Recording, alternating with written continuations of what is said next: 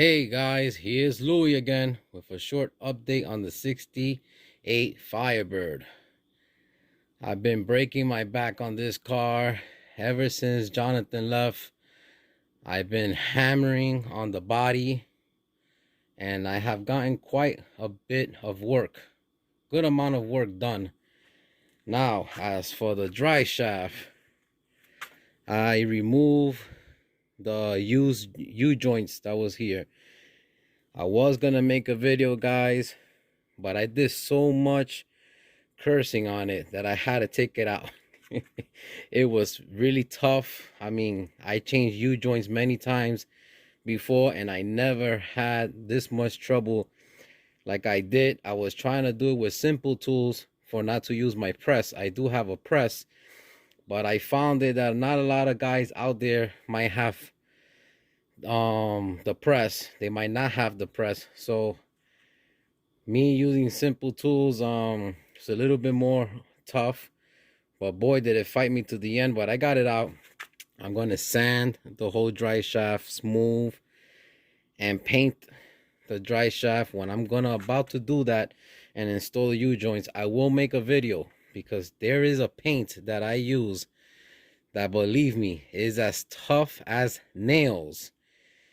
You can ask Jonathan, when me and him was going through the fabrication of that cross member, that transmission cross member that we both did, we were sliding that cross member back and forth on the driveway and it barely got scratched. And he even asked me, dude, that's a tough paint. So this is a secret of the black paint that I use. I make it like satin, because these cars had the engine bay satin, the inner fender was satin. A lot of things are satin on this car that you could save a lot of money by using the combination of paint that I use. All right, I will share the part numbers for the U-joints and I will show the installations for the U-joints. Okay, now let's get an update on this bird. I'm calling this one the bird that came back from the dead. Okay, I have the 67 out there because I was doing a whole bunch of body work and it gets really dusty. Now guys, I'm very happy to say that the quarter panels to this car, a good amount, I'll say about 95%, it's done. Okay, if not even more than that. I still have some sanding to do. It's a good way to spray primer after your body work. Okay, this is what I find. When you spray your primer, okay, you just do a couple of, one coat is good enough. You can see your mistakes where you still need to sand. You can find your mistake when it's still wet. Okay, they'll pop up. And if you could see it when the primer is still wet, you'll see it with shiny paint. All right, so you fix all your problems while the primer is still wet, and believe me, you'll make your life a whole lot easier. But yeah, the bird is really coming out nice. I'm really happy. I got to do the roof. Okay, that was this morning. I've been working on this car since this morning. I just said let me make a little update for my YouTube subscribers out there, since I've been gaining quite a few, which I'm very thankful. And if you want me to share more information, with you, have more people subscribe, and that will help the YouTube channel. Okay, and so I also was able to do this side. All right, that quarter panel, I got a nice size run right about the lower quarter panel there, but it's okay. Once it dries, I'll sand that down.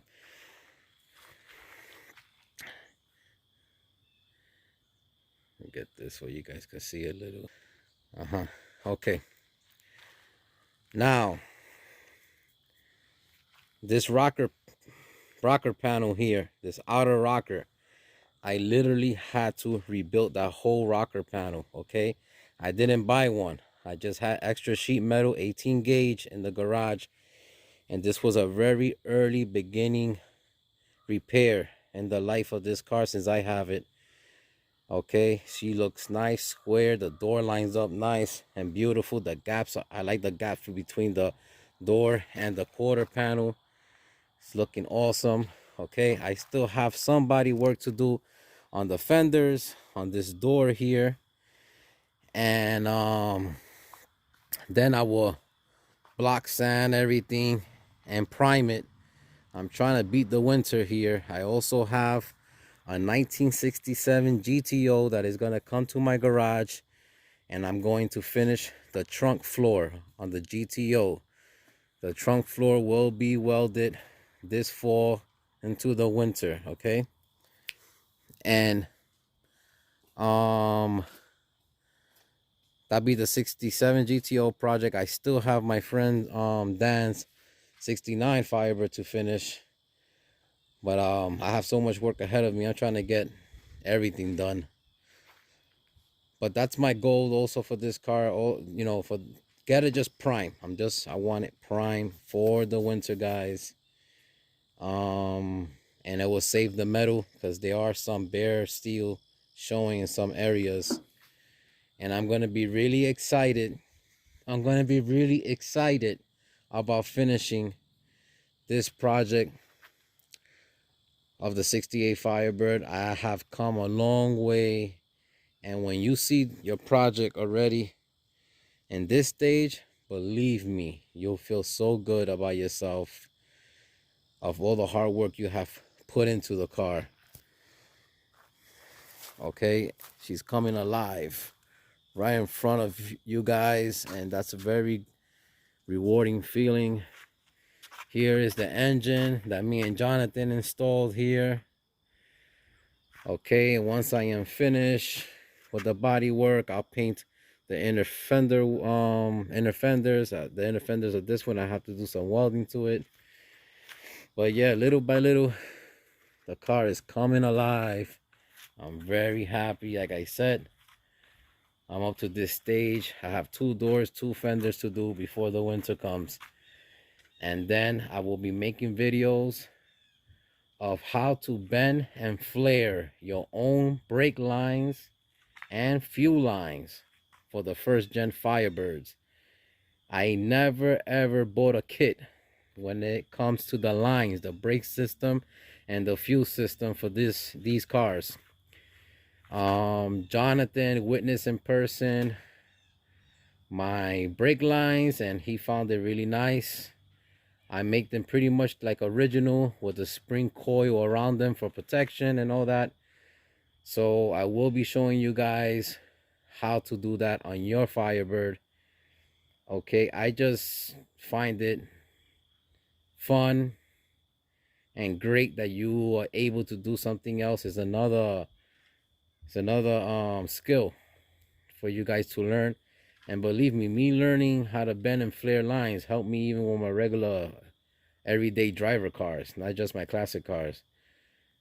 All right, but there is going to be a video on that. It's going to be on videos on a whole lot of things. As long as you guys want them, just shoot me in the comments what you guys would like to learn, and I'll be happy to show it out there.